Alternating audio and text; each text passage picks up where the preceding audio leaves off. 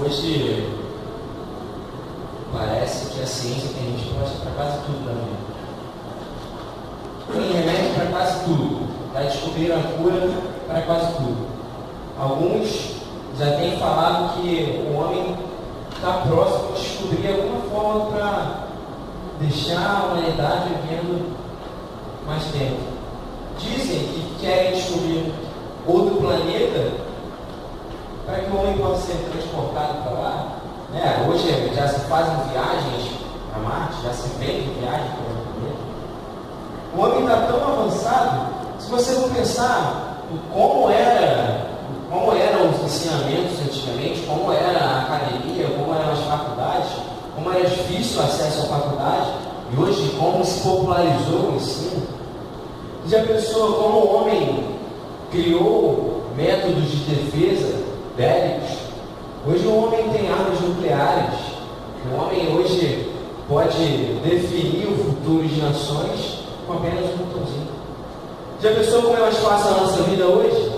Hoje em dia existem TVs que você fala e ela muda de canal. Existem aparelhos que facilitam tanto a nossa vida e a gente consegue conversar com alguém em outro continente, mesmo estando no Brasil. Mas no meio desse avanço todo, o homem ainda não conseguiu resolver um problema: a morte.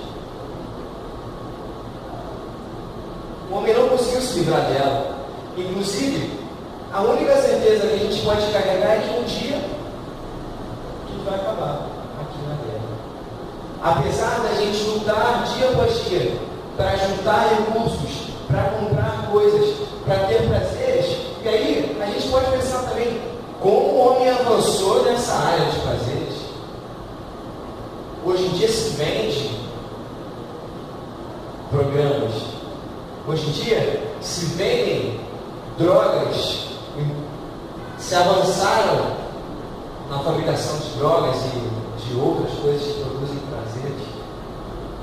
O homem praticamente, em toda a sua perspectiva, na área psicológica, na área social, na área do sentimento, do prazer, o homem avançou em tudo. Mas como não avançamos em descobrir o problema para nós? Eu não sei qual é o seu objetivo de vida. Eu não sei se você quer juntar riqueza, ou se você quer ser o empresário, ou se você quer ser um doutor, ou se você só quer ter uma família e conseguir conduzir bem a família. Mas eu queria te dizer que no meio disso tudo, a gente luta contra uma coisa: contra a morte. A gente luta dia após dia para sobreviver. Apesar de ter objetivos maiores na vida, apesar de lutarmos, às vezes sem perceber que estamos lutando para sobreviver, nós apenas lutamos para sobreviver. Parece que o homem está muito espantado com o avanço. E à medida que o homem mais se espanta em ver, cara, esse mundo é seguro, eu tenho coisas, eu posso comprar, eu posso vender, eu posso me relacionar do jeito que eu quero. Hoje em dia eu sei quase tudo, porque é só lançar no Google e eu sei. É só buscar algo na internet, porque eu já sei a resposta. O homem sabe a resposta de todas as coisas. Que mundo perigoso, né? Porque quanto mais o homem tem informação, mais parece que ele se esquece de que vai morrer. De que, na verdade, o que ele tem hoje não basta para a sobrevivência dele. Eu vejo um texto que Jesus fala exatamente isso. E esse texto que eu queria meditar nessa noite, Marcos 13. Você puder abrir comigo. Se você não tem Bíblia, ali, alguém que tem a Bíblia, compartilha aí. Se você percebeu um irmãozinho aí que está, hoje veio sem a palavra de Deus, que você possa sentar do lado dele e compartilhar uma Bíblia, para a gente poder ir junto.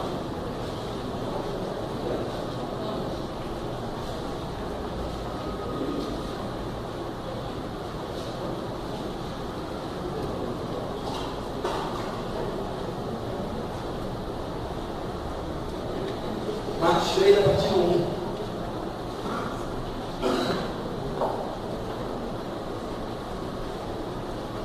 Diz assim, Marcos 3, a partir do verso 1. Quando saía do templo, um dos seus discípulos lhe disse: Mestre, olha que pedras, que edifícios. Então Jesus lhe disse: Vês esses grandes edifícios? Aqui não se deixará pedra sobre pedra que não seja derrubada. Mais ou menos o que eu estava falando. Parece que a gente está assim: olha que carros, olha que nações poderosas, olha que oportunidade de conhecimento.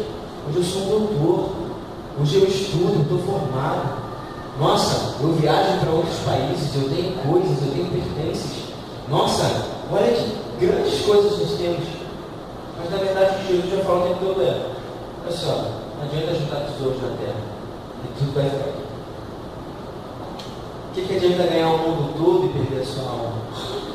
Já pensou sobre isso? O que acontece depois daqui?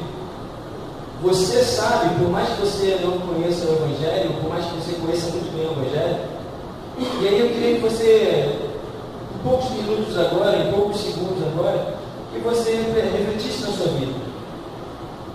O que você tem feito? Qual tem sido o seu objetivo? Você já encontrou solução para a morte? Você já, olha só, eu vou morrer, eu sei o que vai acontecer. Estou tranquilo. A única coisa que eu sei é que eu vou morrer um dia. E depois da morte, eu sei para onde eu vou. Eu sei o que vai acontecer comigo. Pense em duas coisas. Eu já sei para onde eu vou. E segundo, eu tenho vivido de acordo com esse conhecimento. Porque para a igreja do Senhor, eu queria dizer uma coisa: não basta você saber isso. Não foi para isso que Jesus te chamou. Jesus te chamou para viver por isso, para viver sabendo disso, para não juntar tesouros aqui. Eu queria que você fechasse os seus olhos, que você abaixasse suas cabeças, que você olhasse lá para dentro do teu coração. Tem um autor que diz que de olhos fechados nós enxergamos mais a nós mesmos. Eu queria que você chegasse dentro do teu coração para ver se você está completo. Que você sondasse aí, que você possa avaliar a sua vida, pensar em tudo que você tem.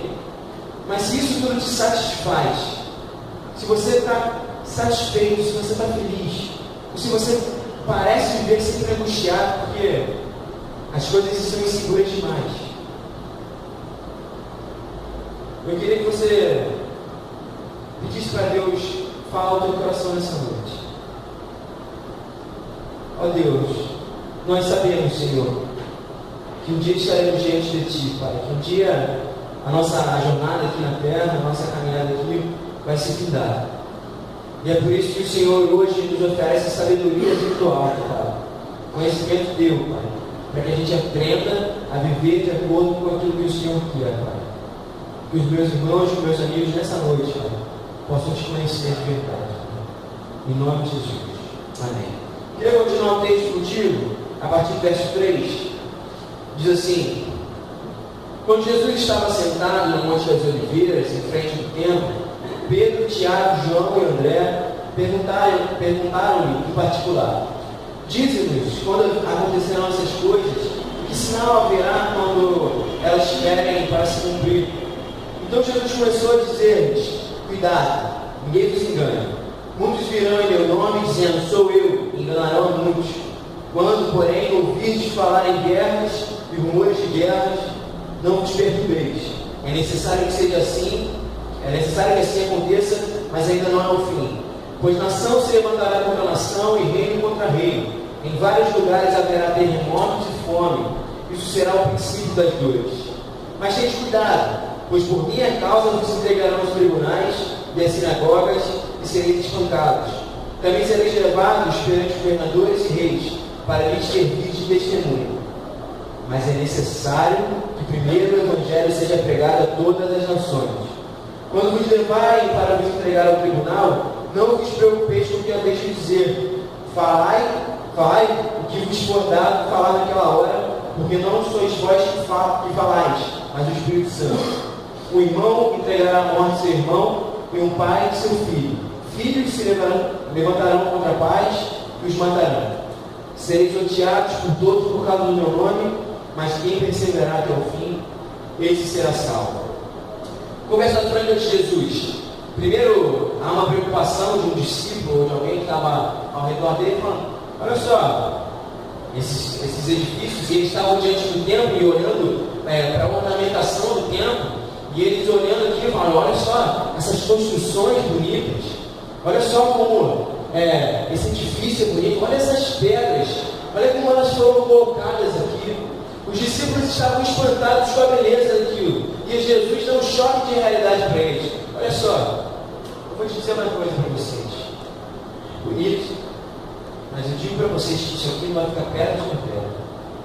Parece que a gente precisa desse choque de realidade, mas a gente não vive falando, e a gente não tem essa conversa franca, de que, cara, às vezes é duro falar e eu não estou sendo pessimista, mas é verdade, vai acabar, vai acontecer. Jesus está falando para eles: olha só, vocês precisam pensar no que é mais real. E aí, essa é a minha pergunta para você hoje: o que é mais real? O que a gente está vivendo aqui, o que a gente está vendo aqui, ou o que a gente vai ver depois? Porque se a gente for pensar, o que vai ficar é depois. Isso aqui é o passageiro, isso aqui é caro para mim. E o que eu vejo que Jesus está tentando ensinar para os discípulos dele: aquilo que é espiritual é mais real que isso aqui. Não estou tentando ser místico, nem. Não estou falando que a gente não tem que viver aqui, mas estou falando na realidade, na franqueza, no básico da vida. O que é espiritual é mais real que isso aqui, porque isso aqui passa. Agora, a eternidade, o porvir, o depois da morte, é mais real. Depois dessa conversa franca, chegam alguns discípulos diante de Jesus, e parece que eles ficaram meio agitados com esse papo. E aí eles chegam para Jesus e falam: Jesus, você tem que preparar a gente aí, como é que a gente vai saber que isso vai acontecer? E aí Jesus começa a narrar um monte de fato. Por quê? Apesar dos discípulos perguntarem, Jesus responde eles, mas parece que os discípulos toda hora tentam mudar o que Jesus realmente quer ensinar. Jesus quer ensinar: cara, vocês precisam prestar atenção no que vai vir. Vocês não têm que se preocupar só com o que está acontecendo aqui. Mas Jesus fala: olha só, ouvir guerras e rumores de guerra, e ele vai citando cada situação. E aí, o que eu falo é o seguinte: Jesus fala: ouvir guerras e rumores de guerra, nação vai se levantar contra a nação, mas ainda não é o fim. Porque tem gente que questiona: cara, Jesus está falando isso há um tempão. Tem mais de 2000 anos que Jesus está falando de ouvir guerras, e a gente cada vez vê guerras. Para mim, Jesus está falando: olha só, o mundo vai anunciar o tempo inteiro que ele está acabando. A história da humanidade vai ensinar para o homem que isso aqui é passageiro. A história do mundo, várias guerras, vários conflitos, ensinando para a humanidade que essa vida é passageira, que o reino de Deus está vindo, que esse mundo está acabando. Jesus o tempo todo está ensinando isso. A história do mundo está ensinando isso. Mas aí Jesus, diante dos discípulos, volta para o papo que ele queria levar para ele. E no versículo 10 ele, tão determinante, ele fala o seguinte: mas é necessário que primeiro o Evangelho seja pregado para todas as nações. Você já tinha se atentado a isso? A gente se atenta muito que no final dos tempos haveriam guerras, que haveriam brigas, que o homem ia se tornar mal, que o amor iria se esfriar. Mas Jesus bota um determinante aqui: o Evangelho precisa ser pregado em todas as nações. O Evangelho precisa ser anunciado. O nome dele precisa estar sendo pregado em todas as nações. Será que a igreja tem consciência dessa missão? De que a missão que Jesus deu de ir pregar o Evangelho tem a ver com a volta dele? Será que nós, esquecendo de que nós estamos vivendo para o que há de vir, nós estamos já aqui desfrutando da vida eterna, da eternidade que Deus separou para a gente? Será que nós que conhecemos a Cristo, que temos a certeza que vamos para o céu habitar com Ele, será que nós temos vivido pensando nisso? Esse é o questionamento da humanidade. Nietzsche falava: se eu encontrasse mais pessoas iguais a Cristo, eu acreditaria nesse Cristo. Se eu encontrasse cristãos iguais a Cristo, eu acreditaria nesse Cristo. Parece que o problema do mundo é não encontrar Gente que esteja disposta a viver como Cristo viveu. Gente que esteja disposta a honrar os compromissos que assumiu com Deus. Gente que esteja disposta a não fazer o que a gente viu naquele vídeo. Aquele vídeo é bem ficção. Não há nenhuma possibilidade de alguém que já morreu ter contato com alguém daqui. Não há possibilidade. Não há possibilidade. Mas como ficção, como fato para a gente pensar no que a gente tem vivido, será que nós temos sido amigos das pessoas que estão ao nosso redor? Minha pergunta para a igreja é: cadê você? Cadê você, cristão, que já tem noção que tem uma vida eterna para desfrutar e que está vivendo aqui tranquilo? Cara, eu vou para o céu. Jesus está no meu coração, pode ter em paz. Para que eu vou preocupar mais, né? Jesus fala para a gente não se angustiar. Jesus fala para a gente não se preocupar. Então vamos viver. Jesus não fala para a gente viver esse propósito, meus irmãos. Jesus fala para a gente viver por Ele. Tome a cada dia a sua cruz e siga. Quem não negar a si mesmo não pode ser inocente, não pode me seguir. Quem amar mais pai, mãe, filho e filha não pode ser meu discípulo.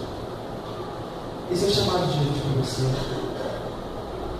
Mas eu queria fazer um convite hoje, porque iniciei falando sobre a morte e talvez você ainda não tenha pensado sobre ela. E aí é uma pergunta que eu gosto de fazer para quem já conhece Cristo e para quem já tomou essa decisão: por que você se converteu? Ou por que você fala que tem Jesus no seu coração? Sabe responder isso? Você saberia falar? A palavra de Deus, a Bíblia conta a história da humanidade partindo do princípio de que o homem esqueceu de Deus e que o homem resolveu viver do jeito que queria. O homem se afastou de Deus. Esse é o princípio da história da humanidade. O homem se rebelou contra Deus. O homem escolheu viver segundo seus próprios passos. Apesar disso, e apesar dessa decisão do homem ter levado a diversas consequências ruins, e apesar desse afastamento de Deus ter sido tão ruim nessa relação, que Deus queria uma relação tão próxima de amizade, que Deus não queria que você estivesse combatendo agora e falando: cara, olha só, não preciso dessa vida. E que às vezes você que já conhece um pouquinho do Evangelho, que queria viver esse Evangelho, mas tem tanta dificuldade de viver isso. Deus não queria essa dificuldade. Deus queria um relacionamento tão fácil. Deus queria uma proximidade, sabe? Aquilo de viver pertinho, sabe? De compartilhar, de ter uma vida de paz. Deus não queria esse conflito todo. Mas a verdade, a escolha do homem gerou esse conflito. E hoje você que às vezes quer aceitar essa palavra, que você quer viver esse Evangelho, que você já pensou: cara, isso é legal, isso é verdade, mas eu ainda não consigo. Deus não queria isso. E é por isso que Ele fala: cara, eu envio o meu filho. Eu envio o meu filho para morrer no seu lugar. Eu envio o meu filho para que, na hora que você chegar diante de mim, para que você esteja justificado. Porque, cara, pensa só. A gente fala que Deus é santo, que Deus é justo, que Deus é amor, que Deus é tudo. Imagina um Deus justo ser tão injusto e olhar para alguém que errou e falar: não, está tudo bem. Deus seria conivente com ele, não seria? Imagina onde você,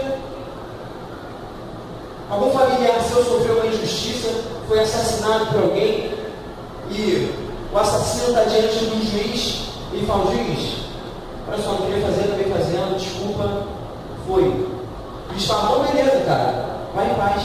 Você não acha injusto?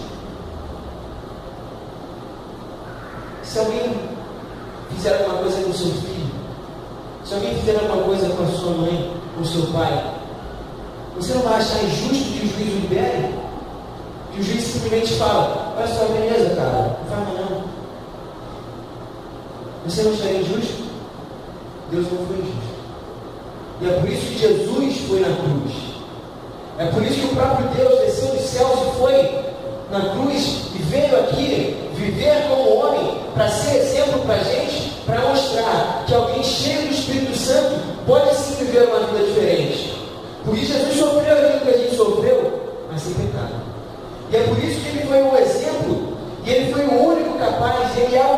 capaz de trazer salvação, porque Ele foi lá na cruz, sabe para quê? Por aquilo que você tem escondido, pelos erros que você nunca contou para ninguém, pelas falhas que você tem todo dia, não passarem impunes. As suas falhas não passaram impunes, porque Jesus já as pagou na cruz. Eu quero te dizer, meu irmão, que se você aceitar esse sacrifício de Jesus, diante de Deus, você está justificado. Diante de Deus, os seus erros estão pagos. Você recebe a liberdade. Você recebe a justificação no nome de Jesus. O que vai importar depois daqui não foi tudo que você está tentando criar, não é tudo que você está tentando estudar, e tudo que você está tentando juntar para ter recursos. Se você mora na Barra, no Leblon, ou se você mora em Santa Teresa, ou se você mora em uma comunidade, ou se você não tem onde morar. O que importa no final de tudo é você diante de Deus e como você vai estar diante dele. A verdade é que talvez você nunca tenha pensado e esse pensamento seja longe demais para você. Cara, eu vou pensar depois da morte, Jesus, Deus, é longe. Mas você sabe de uma coisa, você sabe que você erra. Isso é fato. Você sabe que você tem erros que você esconde das pessoas. E tem erros que as pessoas veem. O que vai acontecer com esses erros? A verdade é que quando o homem erra aqui, quando o homem transgride a lei dos próprios homens, o homem é punido. Os erros têm consequências. Será que esses erros que nós temos não têm consequências também para depois? Será que a vida que nós levamos aqui nada tem a ver com o que vamos passar depois da eternidade? Se fosse assim, melhor a gente parar tudo agora, ir para a praia e viver uma vida bem relaxada. Você não precisa acordar amanhã para trabalhar, porque, cara, vai acabar e nada mais tem sentido. Se eu vou juntar tudo, eu vou juntar dinheiro à beça, eu vou batalhar todo dia, e simplesmente o mundo vai acabar. E, cara, nada. Para que eu vou fazer isso? Já pensou nisso? Por que você acorda todo dia? Por que você batalha todo dia? Por que você bota propósitos na sua vida? Por que você põe objetivos na sua vida? É uma palavra na Bíblia que diz que Deus colocou no coração do homem o anseio pela eternidade. Deus colocou no coração do homem algo que faz você lembrar que há uma vida depois daquilo. E é nessa que eu estou te convidando para refletir nessa noite. Já te contei o fato de que Jesus te torna livre, de que se você quiser, de que você aceitar esse Jesus, de você aceitar esse sacrifício que Ele fez, para não deixar impune os seus erros, para que os seus erros não levem você a uma condenação. E eu abri o culto citando esse texto, que Jesus não veio para julgar o mundo, mas Jesus veio para salvá-lo, veio exatamente para fazer com que os seus erros diante de Deus estejam pagos. Não é nenhuma outra mensagem que a igreja vem pregar. A igreja não vem pregar que você se abstenha de tudo. A igreja não vem pregar que você não tem que viver aí fora. A igreja não vem pregar isso. A igreja vem pregar que Jesus Cristo veio para salvar aqueles que estavam perdidos, para salvar aqueles que erraram. Para me salvar, porque eu errei também. E a única coisa que eu precisei fazer foi falar: cara, eu vejo os meus erros, e eu vejo que há uma vida depois daqui. Eu vejo que há uma realidade, eu vejo que há algo além disso aqui, e que eu preciso estar preparado para morrer, de que eu preciso estar justificado diante de Deus, que eu não quero ser condenado.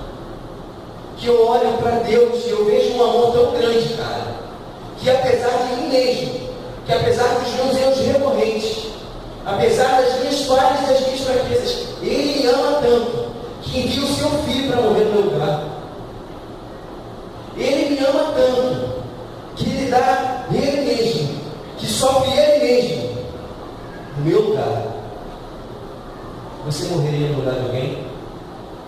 Você morreria no lugar daquele que fez alguma coisa com a sua família? Você morreria no lugar de alguém que é infiel a você? Foi isso que Deus fez para resolver o nosso problema.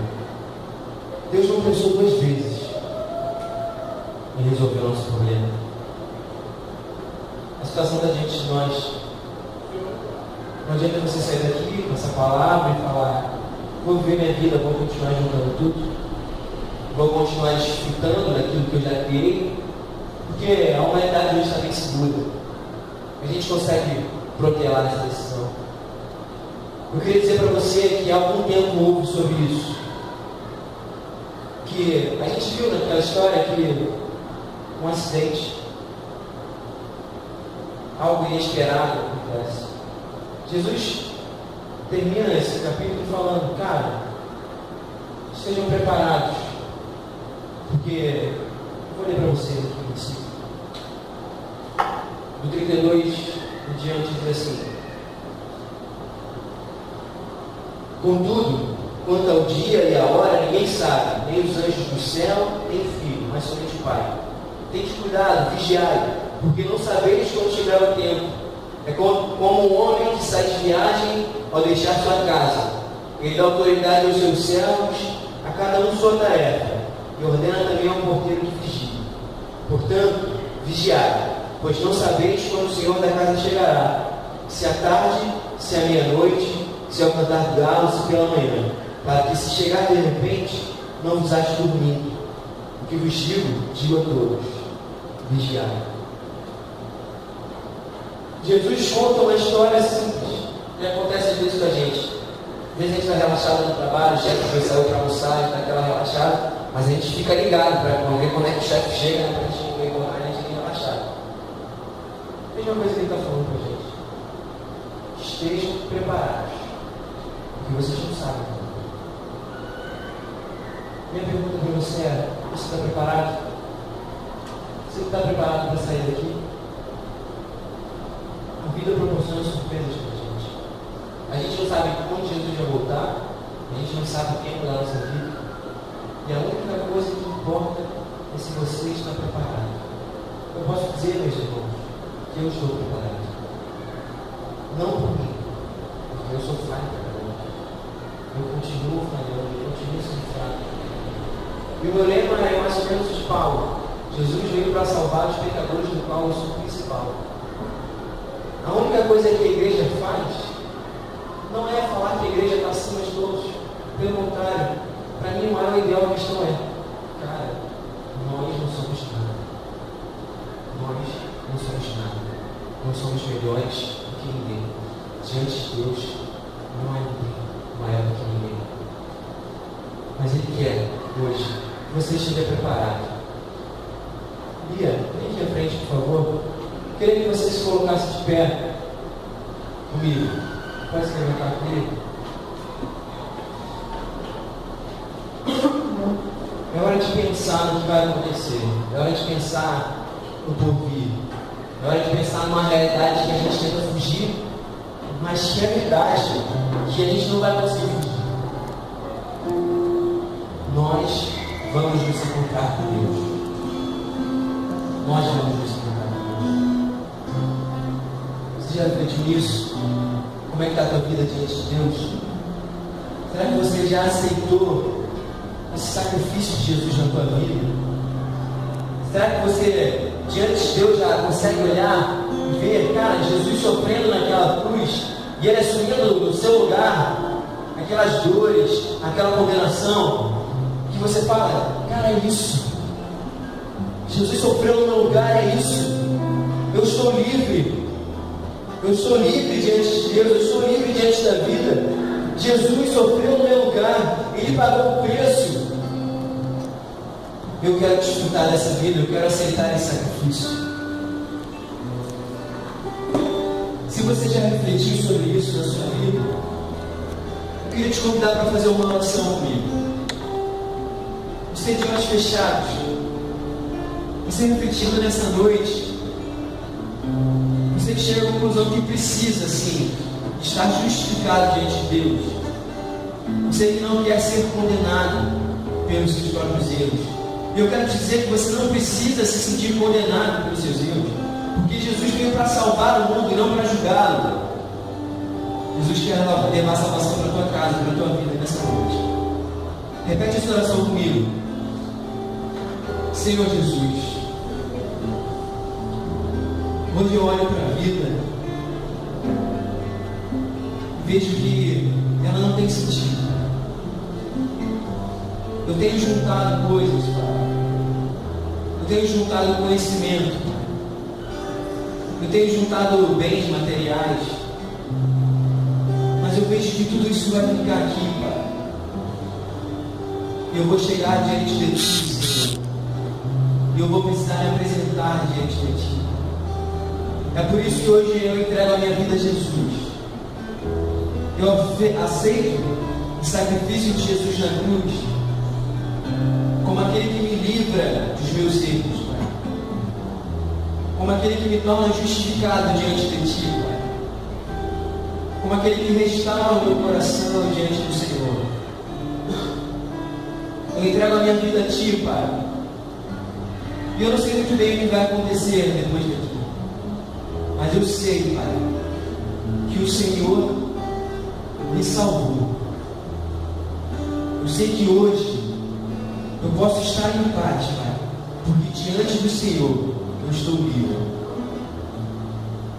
E sei que eu te agradeço por tudo, Pai, em nome de Jesus.